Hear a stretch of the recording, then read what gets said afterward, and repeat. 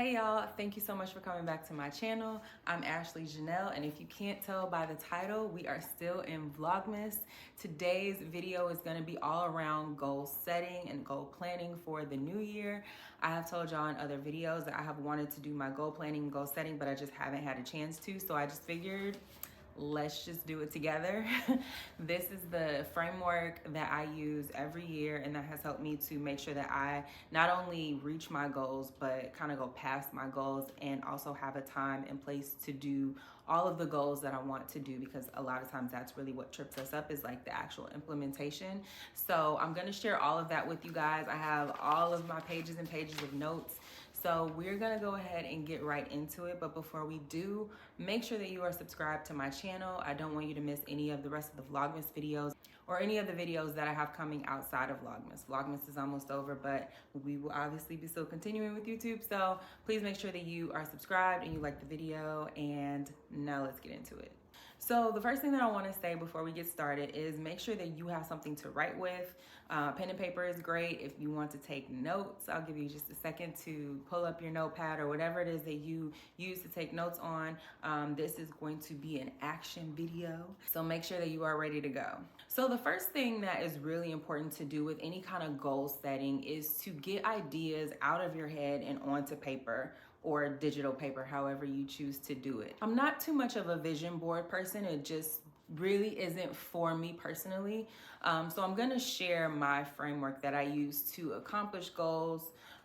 This is a plan. This is a framework. This is not, throwing pictures of houses and cars and vacations and things like that. These are actionable, tangible steps that will help you to actually achieve those goals that you want to attain. So you want that house, you want that car, you want that vacation, you want to transition out of that job.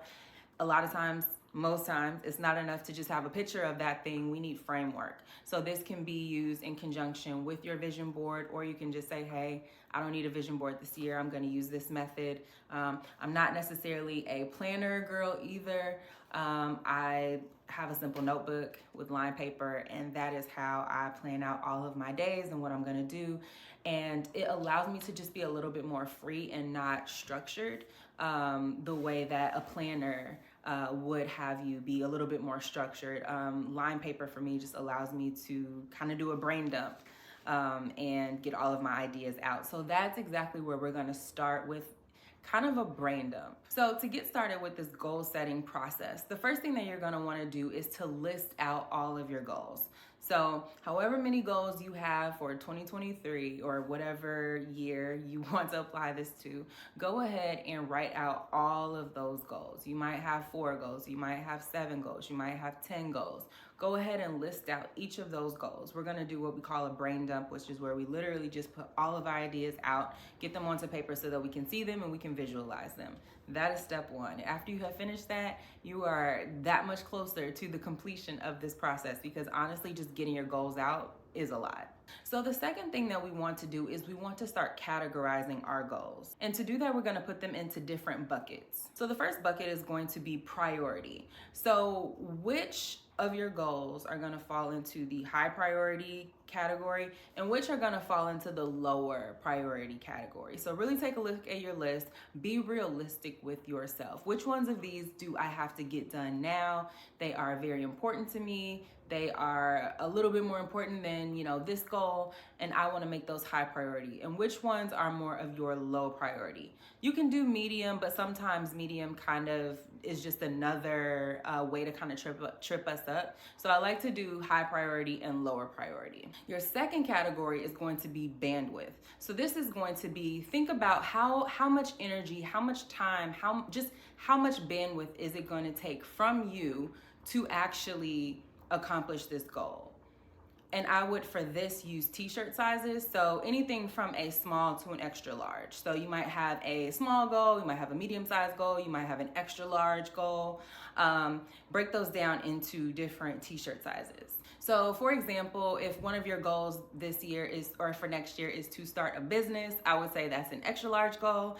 If another one of your goals is to maybe just do something like drink more water, I would say that's probably a small goal. So up to you on how you want to categorize them, but I find it easy to just give them all simple t-shirt sizes. So the third step in this process is you want to take all of your goals, your list of goals, and you want to start writing sub-goals for each of those goals, okay? So for one goal, you might say, I want to start drinking more water. So that's your overall goal. And then one of those sub-goals could be like, okay, I'm going to every Sunday make sure that I have enough water for the week. Whether that means I need to go grocery shopping or I need to put different systems in place to make sure that I have water that I can get right from my tap at home.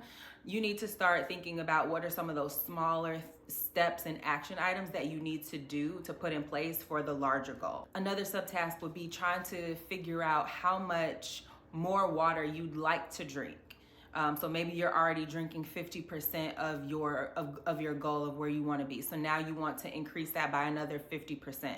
Getting really clear on what that amount is. Just to say I want to drink more water is not really enough, but how much more water do you want to drink? How much more how many more water bottles a day or gallons a day do you want to drink? Another sub goal could be you want to start using a water app, an app that tracks how much water intake you have each day. That could be another sub goal to actually set that up. So if you can't already tell, what you're really doing here is trying to not only list out those sub goals that will help you get to that overall goal, but you also want to try to figure out what hasn't been working in the past or what has prevented you in the past from achieving these goals. So maybe in the past you would forget to drink water. Maybe you just don't naturally crave it, so you need some kind of a reminder. And maybe a reminder app is really going to help you. Or maybe you always forget to get water when you go to the grocery store. So what are you going to do to now put that and make that front of mind? So yes, you want to write down your different sub goals, but you also want to think about what has prevented you in the past from achieving these goals. So on a larger scale, if we take a goal, an extra large goal, if we're talking t-shirt sizes, and we're thinking like, okay, I want to start a business this year. That's a really large goal to say, okay, I want to start a business. There's so many different things that you need to do in order for that business to run and to work and to actually, achieve your goals. Let's say you say, I want to make $10,000 in my business for the first year. Well, how are you going to actually get there? What systems are you going to actually put in place to actually get there? So let's break down some sub goals, some potential sub goals for an extra large or a large goal item. Also, when you break down your goals into sub items, you also feel more accomplished. So to say that you started a business is maybe something that could take you 6 months to actually do, to actually get up and running and actually start selling. It may take you longer than that. So let's say it takes you until August to actually start up your business. You may not necessarily feel like you're making progress if your goal was if you're just looking at the goal as my goal was to start a business. But there were all these smaller and medium-sized and large tasks that you had to do in order to get to even getting the business up and running. So it's also really nice to have sub goals because you can start crossing those off, and we'll talk about that a little later. And that makes you feel accomplished as you go along. It's also important to remember that for a lot of these goals, even the smaller goals that you have, like drinking water, for example, it's a marathon and it's not a sprint. A lot of what we're doing and a lot of what these systems and practices do is they help to give us muscle memory. If you do something every day and you start practicing it and you start incorporating it into your routine, hopefully it will become something that is easier for you and feel more natural instead of something that you're just saying, I want to start doing this and I'm going to start doing it on January 1st. That's not really how things work. We have to actually kind of build up to it. So let's take the example of starting a business. Your first sub goal could be starting an LLC. Even within starting an LLC, there are different things that you have to do in order to get that LLC. You have to do things like get your paperwork and make sure that maybe you want to open a separate bank account. There are oftentimes so many things to do just for that one subtask. So that's why we like to break things down into subtasks, and then we can cross our subtasks off. Another subtask could be to research that particular industry. Maybe you want to know more about, salary. How much is someone in this particular business taking home? Who are my competitors? Things like that. That in itself is a part of starting a business, but it is also work that you have to do. So putting it as its own subtask and allowing yourself to be able to check that off when you're done is going to make you feel really good, and you're going to see the progress towards starting that business. So I think you kind of get the picture on sub goals and how they work and how they relate to our overall goals. So now you want to figure out, how do all of these sub goals fit into your day? How are you going to actually make sure that you are achieving all of these things when I'm sure you already have a busy life? You're probably working, you're maybe a parent, maybe you are a caregiver, you want to hang out with friends, you want to have a life. Our lives should not be, everything that we just put on this paper. These are things that we want to start incorporating, but we also want to make sure that we're not overwhelmed by them. Remember that you only have 24 hours in a day, and some of that time still has to be given and held for yourself. So now I want you to go back to your priorities and how you paired them with your actual goals, and go ahead and list them. So you're going to have priority number 1, which is going to be high priority, and then you're going to have your low priority. And then from there, just go ahead and list those. So you might have 4 goals that are high priority, and you might have 3 that are low priority. So one interesting thing about priority is that a lot of times when we first do this exercise, we think that everything is the same priority. Everything is a high priority. I want to do everything right now. But the reality is that these are, again, new things that we're implementing into our lives. So you can't really reasonably add everything in as high priority. Go back through your list and make sure that you are really being real with yourself and saying, okay, what is really a low priority and what is a high priority? I'll give you an example.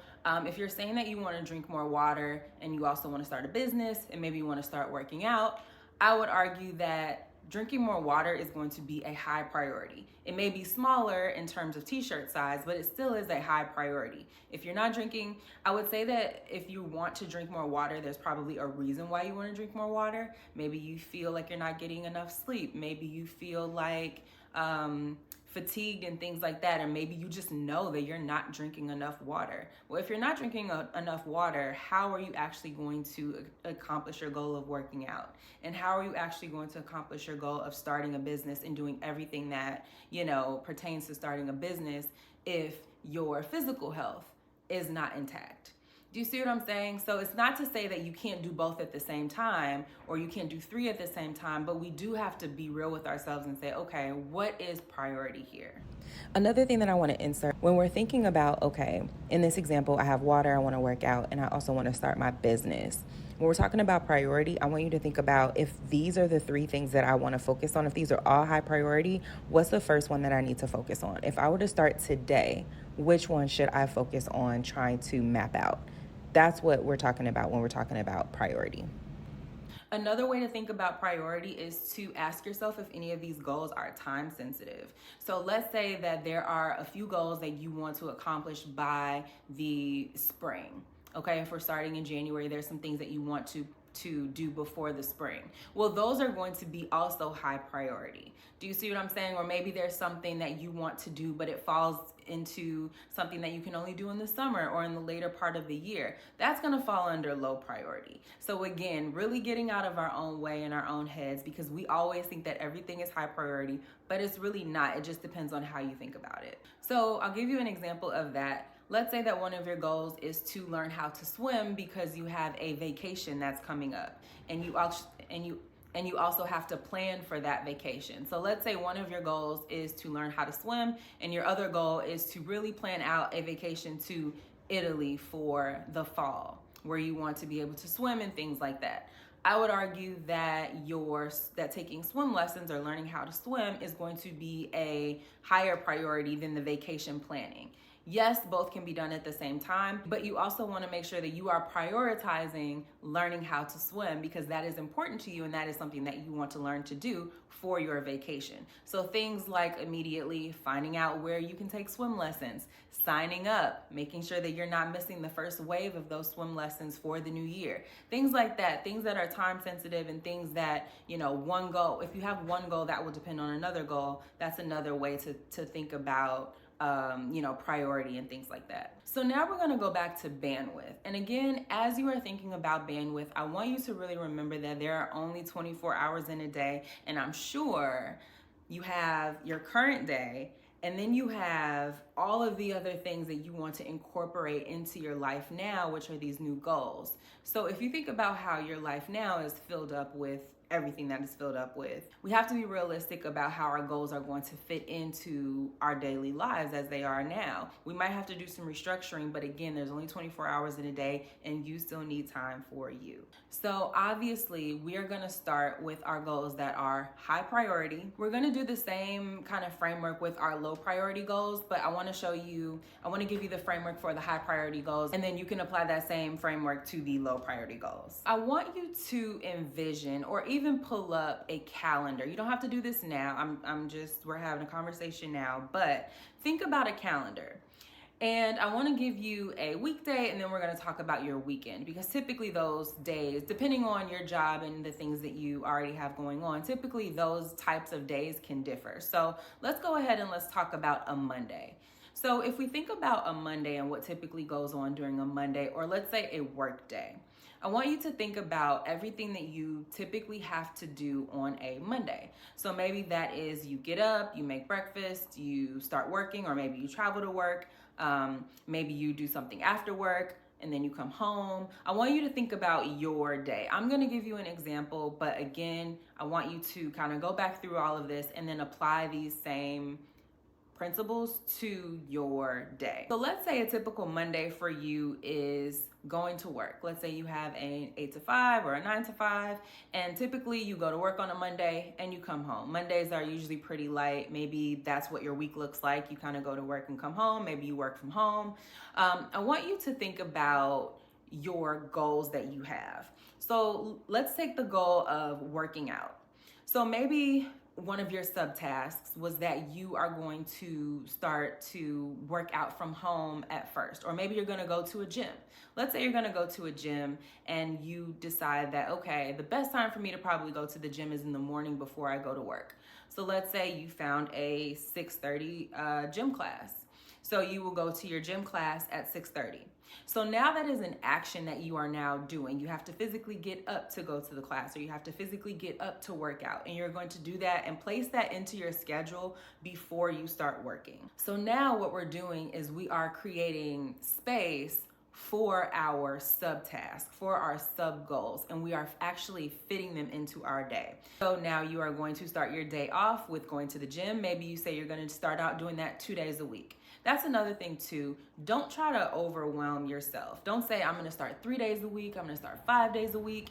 Start small. I really, really encourage everyone, even if you think you have it in you to go bigger. I love that. But we have to remember that these are new things that we are starting to do. And anytime when we do something new, we want to make sure that we are easing into it. If we hit the ground running, a lot of times we have the opportunity to fall off because we say this is too much, it's interfering, I'm blocked at work, I'm tired. And that's because your body is not used to it, your mind is not used to it, you're not used to these things. So we really want to make sure we're starting off small. So maybe Mondays and Wednesdays or Mondays and Thursdays, you get up, you go to the gym, you come back home, you start working. So let's say you get off at 5, and then from 5 to 7, remember I said you need your time. Maybe that's your time to decompress, make dinner, check Twitter, Instagram, and just, play with your dog, play with your kids, do whatever it is that you need to do for you. And let's say from 7 to 8:30, or however you want to structure this, you are setting aside time to start working on your business. Now, we don't just say that we're going to just work on our business, because what does that mean? We need actionable tasks and we need things to do. So we're going to start with subtask number 1 for starting our business, which was setting up your LLC. And that's why I said for every subtask, you will probably have subtasks for that. So that might be doing your research, getting your paperwork in order, setting up a bank account, doing everything that you need to do for that larger goal. And it's really important to make sure that you even have subtasks for the subtasks, because a lot of times we'll sit down and we'll say, okay, I'm gonna work on XYZ, but what are you working on? You wanna make sure that when you sit down, you're not spinning your wheels. You wanna spin your wheels now in this planning phase. You wanna make sure that you're planning, and when you're actually sitting down to work on things, you're not spinning your wheels at that time, you're actually executing. And then let's say one of your last goals, your last high priority goals, was to drink more water. And we didn't talk about that. We went from the morning to the evening and we haven't talked about water. Well, let's say one of your subtasks was to find a water app or a reminders app that will remind you throughout the day to drink water. So now you've been reminded throughout the day that you need to drink more water, you need to drink more water. And now you're at the end of the day and you can now check your progress on how you did for that day. Do you see what I'm saying? So you've already been incorporating that water throughout the day. So now, it doesn't really sound like a whole lot, but you have incorporated 3 of your goals into your day. And remember, I said, this is only Monday. Tuesday may look a lot lighter for you. Maybe you don't do anything on Tuesday, or maybe you just, go to work, and then after that you work on your business. And maybe instead of an hour, or an hour and a half, maybe you do 2 hours. Or maybe you do 3 hours. Maybe you have that bandwidth. Again, don't push yourself too much, but now you have more time and your day is actually scheduled out so that you know what you're doing ahead of time. Maybe Wednesday you don't do anything, you just go to work. So we want to make sure that we're creating this framework and this schedule for ourselves that allows our tasks that we have to do for each goal to fit into our day, instead of us trying to fit into our goals, right? That's kind of backwards. We have to make sure that our goals and our tasks for our goals are fitting into what we're currently doing. So when it comes to those low priority goals, we're gonna do the same thing we did with the high priority goals. We're gonna fit them into our schedule, but we wanna make sure that we're fitting them in on those days where we really have a lot of downtime. So I know we talked about Mondays. You can use the weekend for some of those low priority goals. Maybe you have a low priority goal that's, sometimes we have those things where it really doesn't take a lot of time to do it. It's just a task that we just don't want to do, so we put it down as a goal, and maybe we need a weekend to knock it out or a week to knock it out. You're going to actually structure your calendar to fit in with those low priority goals. So can they fit in a day where you have time blocked off with your high priority goals?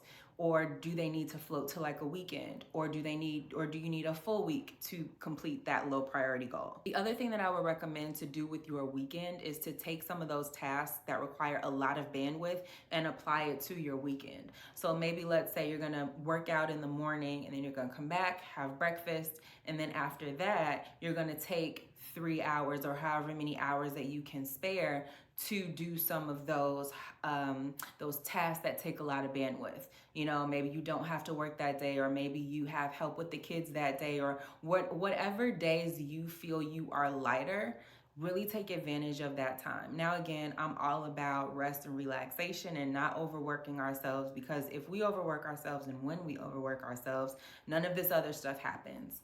So if you need that time, make sure that you are taking that time for yourself. But if you can spare an hour here, 30 minutes there, an hour and a half there, make sure that you are shifting some of those goals, and not even shifting, right? Because things really shouldn't shift, but maybe they need to shift. Maybe you have something to do one day, you need to shift it to the weekend, or you just carve out set time on the weekend, Saturday or Sunday, to work towards some of those goals. And then the last part of this exercise is actually going to be you tracking your goals and your sub goals. And you can do this any way that you want to. As you can see, I have not really used any visuals. I showed you guys the paper that I have. I literally write things down. You can track your goals using Excel. You can track your goals using something like Airtable. I don't want to box you guys in. I don't want to give you guys a template, because I want to give you guys the information and I want you guys to figure out what works for you. Sometimes when we allow planners, daily planners, and all this structure allows us to a lot of times just be boxed in, and our creativity kind of goes out the door.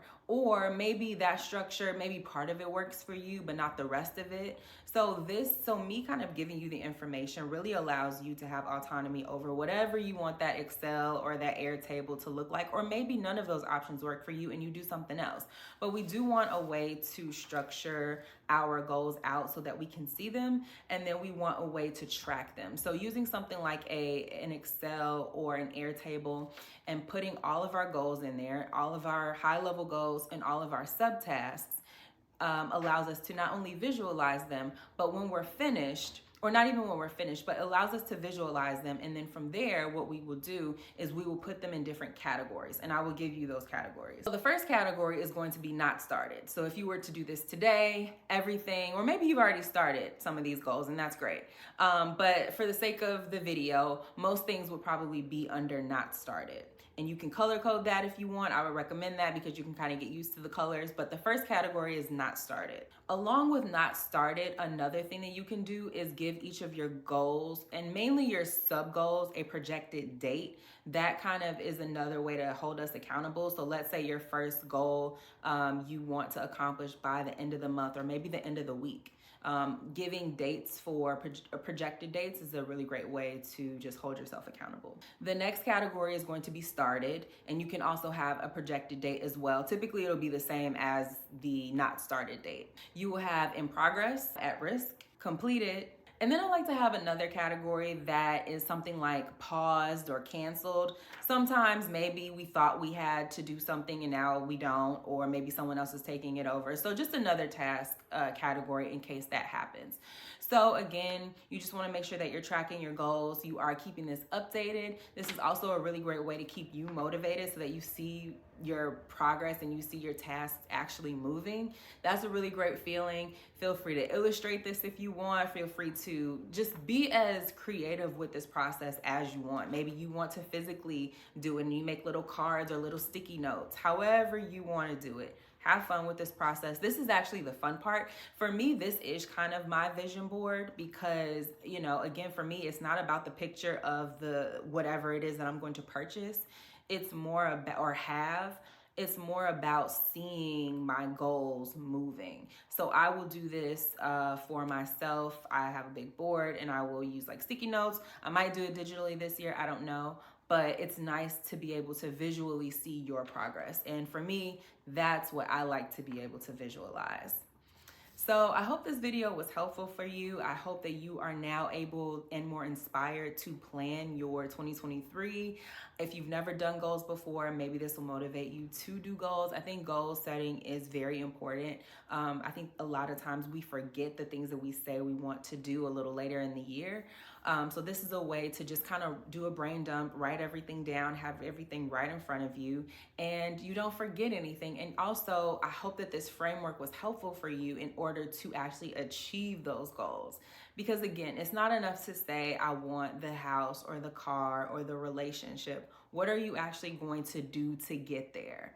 That's the part that a lot of people don't want to think about. It's like, oh, I want that. Oh, I want that. Okay, but what are you, like, how?